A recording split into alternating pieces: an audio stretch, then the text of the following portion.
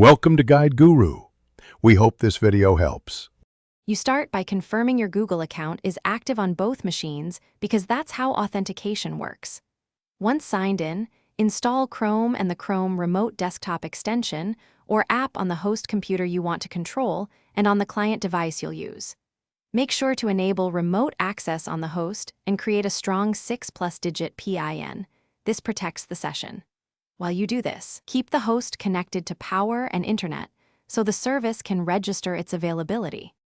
Once the extension is installed, name the host machine clearly so you can identify it later, and select unattended access if you need persistent connections. You should also review access options. Choosing unattended access stores credentials encrypted on Google servers, whereas temporary sessions require host confirmation.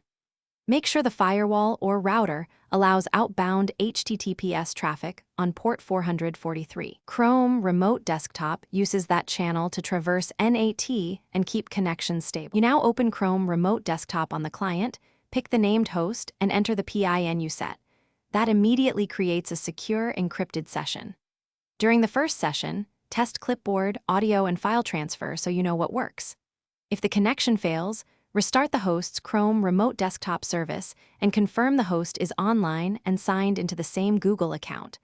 Often a service restart or network reset fixes persistent issues. If problems continue, reboot the host and verify firewall rules again.